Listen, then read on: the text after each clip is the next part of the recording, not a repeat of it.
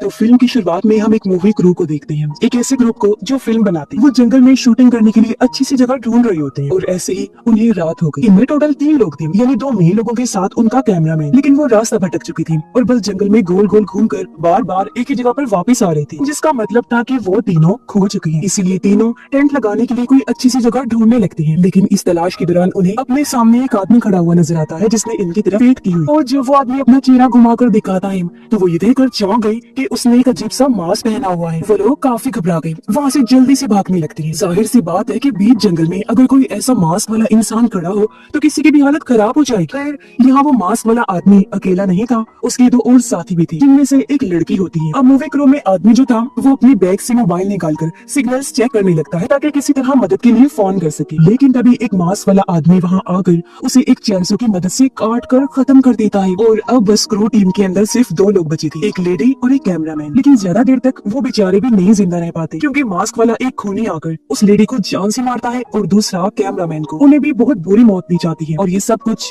उस कैमरामैन के कैमरा में रिकॉर्ड हो चुका होता है। फिर यहाँ से सीन शिफ्ट होता है और हम एक और मूवी क्रू को देखते हैं। इस टीम में भी सिर्फ 3 मेंबर्स ही होते हैं। इनमें जो लड़की थी उसका नाम होप था, उसका एक साथी और कैमरामैन थे। उनको एक प्रोड्यूसर ने उनके शॉर्ट फिल्म के लिए एक अच्छा सा कैबिन ढूंढने के लिए बोला था, लेकिन फिलहाल उन्हें कहीं भी कोई अच्छा कैबिन नहीं मिल रहा होता। लेकिन होप का कहना था कि शायद जंगल के अंदर कोई ना कोई अच्छा कैबिन जरूर मिल जाएगा। और फिर वो सब कार में बैठकर जंगल की तरफ निकल जाते हैं। फिर रास्ते में एक गैस स्टेशन पर रुककर कार में पेट्रोल डलवाते हैं। कैमरामैन ही कार के अंदर फ्यूल डाल रहा था और वो यहाँ सब कुछ रिकॉर्ड कर रहा होता है और बताता है कि प्रोड्यूसर ने उसे सब कुछ रिकॉर्ड करने को बोला है, इसीलिए मैं ऐसा कर रहा हूँ। प्रोड्यूसर ने कहा है कि कैमरा कभी भी बंद नहीं होना चाहिए। जिसके बाद वो सभी जंगल में जाते हैं, जहाँ जंगल के बीचों बीच उनको एक कैबिन दिख भी जाता है। अब होप का साथी जिसका नाम बेन था वो काफी डर गया था। उसका ये कहना था कि हमें यहाँ से चलना चाहिए, लेकिन होप उसकी एक बात नहीं सुनती और कैबिन के अंदर जाने लगती है। तभी उसे अंदर से किसी लड़की के चिल्लाने की आवाज आती है, इसलिए वो सभी अंदर गए चेक करने के लिए। वो देखते हैं कि यहाँ टीवी चल रहा है और चिल्लाने की आवाज दरअसल उस टीवी से ही आ रही है। अब वो पूरे कैबिन को चेक करने लगे, जहाँ तभी उन्हें कैबिन का मालिक मिलता है। वो उन पर गुस्सा करने लगता है, लेकिन वो उसको सारी बात बताते हैं कि उन्हें इस कैबिन में से चिल्लाने की आवाज आई थी, जिस वजह से ही वो अंदर आ गए। अब यहाँ पर होप कैबिन के मालिक से कहती है कि हम आपका ये कैबिन 2 दिन के लिए किराए पर लेना चाहते हैं। और अब कैबिन का ओनर सारी सूरत हाल को देखते हुए कैबिन की 2 दिन के $2000 मांगता है, जो कि बहुत ही ज्यादा थी। वो दरअसल उनकी मजबूरी का फायदा उठा रहा है। अब क्योंकि मूवी तो उन्हें बनानी ही थी, इसलिए होप उसे 1 दिन की $750 की ऑफर करती है। अब पहले तो ऑनर ऑफर मना कर देता है, लेकिन बाद में मान भी जाता है, क्योंकि उसके लिए ये भी काफी अच्छी रकम। अब होप उसे पैसे देती है, जिन्हें लेकर ऑनर वहाँ से जाने ही वाला होता है, लेकिन कुछ सोचकर रुक जाता है और उन्हें जंगल में ज्यादा अंदर जाने से मना करता है, क्योंकि जंगल के अंदर कुछ लोगों का एक ग्रुप रहता है जो कि शायद उन लोगों का यहाँ आना पसंद नहीं करेंगे। वो बताता है कि उस ग्रुप के बहुत सारे लोग यहाँ पर रहते थे, लेकिन फिर गवर्नमेंट ने आकर इन लोगों को यहाँ से भगा दिया। इनमें से कुछ लोग तो चले गए थे, लेकिन कुछ इस जंगल के अंदर छुपकर रहने लगे। ये सारी बातें बताकर ऑनर वहाँ से निकल जाता है। होप और बेन काफी खुश हो गए थे, क्योंकि उन्हें बहुत मुश्किल से ये कैबिन मिला, जो उनकी शॉर्ट मूवी के लिए बहुत बेहतरीन था। अब होप ये खबर प्रोड्यूसर को भी सुनाती है। तब प्रोड्यूसर कहता है कि वो जल्दी वहाँ पर कैबिन देखने आ रहा है। अब कैबिन मिलने की खुशी में होप, बेन और कैमरामैन खूब ड्रिंक करते हैं, जिसके बाद वो जंगल में देखने निकल जाते हैं कि उन्हें कोई अच्छी सी लोकेशन मिल जाए। वो नोटिस करते हैं कि पूरा ही जंगल उनकी मूवी के लिए काफी परफेक्ट है। अब होप जब आसपास चेक कर रही थी तो तभी उसे कोई झाड़ियों में से गुजरता हुआ नजर आता है, लेकिन वो इस पर ज्यादा ध्यान नहीं देती। खैर, अब तीनों कैबिन के अंदर जाकर जंगल में शूट की गई लोकेशंस को चेक करने लगते हैं और उन्हें वीडियो के अंदर वही मास्क वाला आदमी नजर आता है जो शुरुआत में दिखाया गया था। और ये देखकर होप काफी घबराने लगती है। वो बेन को कहकर कैबिन की सभी खिड़कियां और दरवाजों को बंद करवा देती है। थोड़ी ही देर बाद वहाँ पर प्रोड्यूसर भी आ जाता है। वो सभी प्रोड्यूसर को सारी बात बताकर उसको वो फुटेज भी दिखाते हैं, लेकिन उसका कहना था कि वो बस कोई बच्चा होगा जो मजाक कर रहा है। प्रोड्यूसर उन सबको वहीं पर रुकने का कहता है, लेकिन होप अब वहाँ रुकना नहीं चाहती थी। इस पर प्रोड्यूसर कहता है कि ठीक है, वो रात कहीं और गुजार लेंगे, लेकिन उन्हें थोड़ा सा रुकना पड़ेगा, क्योंकि मेरी एक साथी यहाँ आने वाली है कैबिन को चेक करने के लिए। वो बेन को कहती है कि सामान पैक करो, जो कि खिड़की के पास बैठा हुआ था। होप जैसे खिड़की से बाहर देखती है, उसे वही मास्क वाला आदमी नजर आता है। और अच्छी बात ये होती है कि सब कुछ कैमरा में रिकॉर्ड हो चुका था। वो फौरन प्रोड्यूसर को सब कुछ बताती है। वो अभी कैमरा देखने ही वाला था कि तभी कोई दरवाजे पर दस्तक देता है। जब प्रोड्यूसर बाहर जाके देखता है तो वहाँ कोई भी नहीं होता। प्रोड्यूसर को लगता है कि ये सिर्फ किसी बच्चे का मजाक है, इसलिए वो वापस अंदर आ जाता है। वो और बेन को समझाता है कि तुम लोग ज्यादा ही सोच रहे हो, इतनी टेंशन मत लो, और कहने लगता है कि हमें अपनी शॉर्ट फिल्म की शूटिंग शुरू कर देनी चाहिए। अभी वो ये बात कर ही रहा था कि तभी दोबारा से दरवाजे पे दस्तक होती है। इस बार जब प्रोड्यूसर बाहर गया चेक करने तो सामने वही 3 मास्क पहने हुए किलर्स होते हैं। प्रोड्यूसर उनके पास गया और उनको धमकाने लगता है कि वो यहाँ से चले जाएं, लेकिन वो तो अपनी जगह से हिलते तक नहीं। फिर अचानक उनमें से एक आदमी प्रोड्यूसर के सर पर हथौड़ा मारता है, जिससे बुरी तरह उसका खून निकलने लगा और उसकी दर्दनाक मौत हो जाती है। कैमरामैन जल्दी से कैमरा लेकर कैबिन के अंदर आता है। प्रोड्यूसर के साथ जो हुआ उसे देखकर तीनों बहुत ज्यादा सदमे में होते हैं। पता चलता है कि वहाँ पर सिग्नल्स क्यों नहीं थे, क्योंकि उन मास्क वाले किलर्स के पास सिग्नल्स को ब्लॉक करने वाले डिवाइस थी। मुसीबत बढ़ती जा रही थी क्योंकि लाइट भी चली गई थी। और तो और मास्क वाले किलर्स बाहर खड़े होकर होप, बेन और कैमरामैन का इंतजार कर रही थी। होप कहती है कि अपने बचाव के लिए हमें हथियारों की जरूरत है, इसीलिए वो किचन में जाकर वहाँ से एक एक चाकू लेकर अपने पास रख लेते हैं। और वहाँ पर फ्लैश लाइट्स भी मिल गई थी, जो भी उन्होंने ले ली होती है। फिर अभी तीनों दूसरे रूम में आ जाते हैं और एक मास्क वाला आदमी बाहर ही खड़ा हुआ था। इतनी ही देर में लाइट वापस आ गई और होप को नीचे एक बॉक्स मिलता है, जिसके अंदर बहुत सारी सीडीज होती हैं। उनमें से एक पर किसी लड़की का नाम लिखा हुआ था, तो होप उसे डीवीडी प्लेयर में डालकर प्ले करती है। उसके अंदर इसी लड़की की फुटेज होती है और वो मास्क वाले लोग जबरदस्ती उस लड़की को बाहर ले जा रहे होते हैं और उसके हाथ पैर बांध देते हैं। फिर उसके चेहरे पे घास काटने वाली मशीन को चला देते हैं, जिससे उसके पूरे चेहरे का बुरा हाल हो गया और तड़प तड़प कर लड़की की मौत हो जाती है। खौफनाक बात ये थी कि जिस रूम में वो लड़की सो रही थी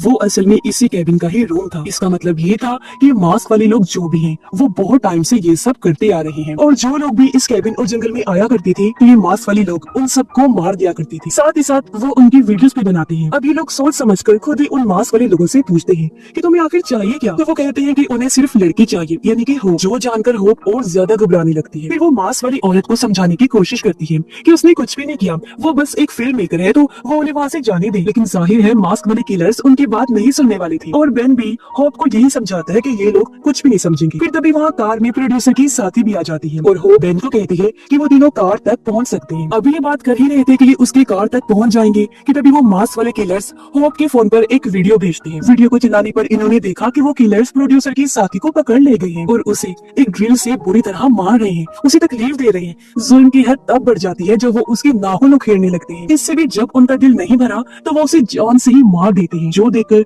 सभी बहुत ज्यादा डर गई थी। सिर्फ यही नहीं बल्कि वो लोग प्रोड्यूसर की साथी की लाश को लेकर खिड़की के पास आ जाते हैं और उन्होंने प्रोड्यूसर की साथी की कार के टायर्स को भी पंक्चर कर दिया था, जिसका मतलब था कि इनकी कार तक पहुंचने का प्लान भी इन्होंने पूरी तरह से नाकाम कर दिया था। अब बेन बाहर किलर से दूर जाकर सिग्नल ढूंढने की कोशिश करता है ताकि वो पुलिस को कॉल कर सके, लेकिन जैसे वो बाहर जाता है उससे ज्यादा तेजी से अंदर वापस आ जाता है, क्योंकि उन तीनों ने बेन पर भी बुरी तरह हमला कर दिया था, जिससे उसकी हालत भी खराब हो गई। फिर अंदर आकर बेन नोटिस करता है कि खिड़की के बाहर खाली 2 ही किलर्स थे, तीसरा कहाँ गया। ये सोचकर वो लोग कैबिन को चेक करने लगे कि कहीं वो अंदर तो नहीं आ गया। बेन ने एक रो बार भी अपनी हिफाजत के लिए पास रख लिया था। अब जब वो दोनों कमरे में जाते हैं तो वहाँ सब कुछ बिखरा पड़ा होता है। सूरत हाल को चेक करने जब बेन बेड के पास आया तो तीसरा किलर जो बेड के नीचे छुपा हुआ था वो बाहर आकर बेन की टांगों को पकड़ लेता है।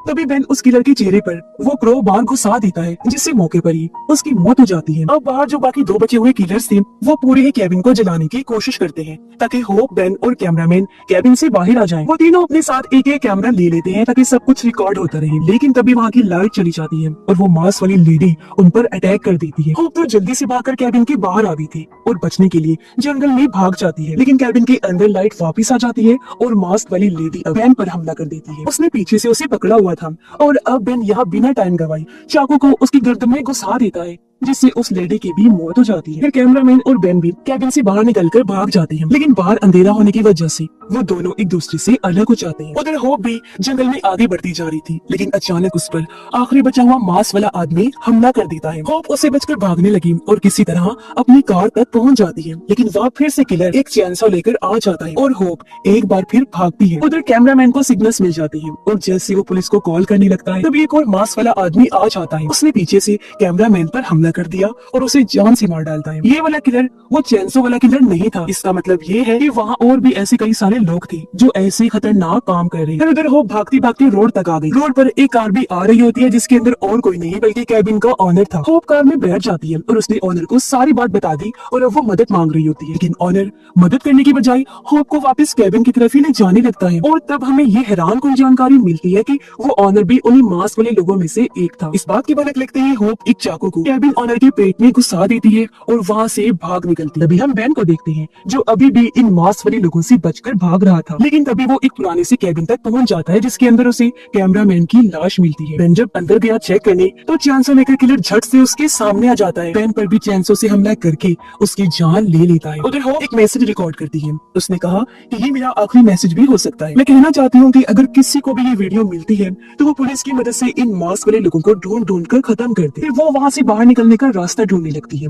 जिस बीच एक मास्क वाला आदमी होप को रिकॉर्ड कर रहा था और होप को ये पता चल जाता है, इसलिए वो उस किलर के लिए एक ट्रैप सेट करती है, एक जाल बिछाती है उसे पकड़ने की। जैसे वो ट्रैप में फंसता है, होप तेजी से आखिरी किलर का सर एक पत्थर से मारकर फोड़ देती है। वो लगातार मार मार कर आखिर उसकी जान भी ले लेती है। अब होप वहाँ से भागने ही वाली थी, लेकिन तभी वो चैंसो वाला आदमी वहाँ आ जाता है और वो सीधा होप के पेट पर चैंसो से कट मार देता है। लेकिन फिर भी होप वहाँ से भागती रहती है और वो किलर उसके पीछे पड़ा हुआ था। वो उसको ढूंढ लेता है, लेकिन इस बार होप अपना चाकू उसके सीने में घुसा देती है, उसे चीर कर आखिरकार उसकी भी जान ले ली। इसके बाद हम एक वीडियो देखते हैं जिसमें होप का बयान था क्योंकि वो बच गई थी। ये उसका पॉडकास्ट होता है जिसमें वो बताती है कि कैसे उसके दोस्तों को उन मास्क वाले लोगों ने खत्म कर दिया था। मैं भी लगभग खत्म हो ही गई थी, लेकिन मैंने उनका सामना किया और बड़ी मुश्किल से अपना बचाव करके वहाँ से निकली हूँ। वो ये भी बताती है कि अब मैं एक बड़ी मूवी बनाने वाली हूँ जो इन्हीं चीजों से जुड़ी हो। पॉडकास्ट के बाद होप घर जाकर सो जाती है। इसी बीच कोई चुपके से उसके घर घुस आया और वो यहाँ की वीडियो रिकॉर्ड करने लगता है। पता चलता है कि ये और कोई नहीं बल्कि उन्हीं मास्क वाले लोगों में से एक था, जिसके बाद वो होप को भी आखिरकार खत्म कर ही देता है। जिसका मतलब था कि होप जो बेचारी खुश हो रही थी कि वो किलर से बचकर भाग निकली, इकलौती सर्वाइवर है, लेकिन उस बेचारी को भी उन्होंने नहीं छोड़ा। जैसा कि हम जानते हैं कि जो मास्क वाले किलर्स मर गए थे, उनके अलावा वहाँ और भी कई सारे लोग थे जो तब से अब तक होप का पीछा कर रहे थे और मौका मिलते ही उसकी भी जान ले ली। क्योंकि जो भी यहाँ आता, ये मास्क वाले लोग उसे खत्म करके ही दम लेते हैं, क्योंकि उनके हिसाब से जंगल उनका घर है और जो भी यहाँ आएगा वो उन्हें किसी भी सूरत नहीं छोड़ते, क्योंकि वो नहीं चाहते थे कि हमारे अलावा यहाँ कोई भी घुसे। दरअसल उनका ये मानना था कि शहर वाले लोग जंगल में आकर उनकी जमीन, उनके रहन सहन और सबसे अलग उनकी जो जिंदगी है उस चीज को बर्बाद करती है, जो बात उन्हें हरगिज बर्दाश्त नहीं। अब उनके मुताबिक वो अपने घर जंगल की हिफाजत कर रहे थे, लेकिन बहुत ही खतरनाक तरीके से, क्योंकि किसी को भी बिला वजह मार देना बहुत गलत बात है। इसलिए हम उन्हें ये कहेंगे कि वो पागल है, साइको किलर्स है। वो उनकी मूवी भी इसलिए बनाते हैं ताकि साबित कर सके कि जो हमें छेड़ने की कोशिश करता है उसके साथ हम ये सब करते हैं। और इसी भयानक एंडिंग के साथ ही ये फिल्म इधर ही खत्म हो जाती है।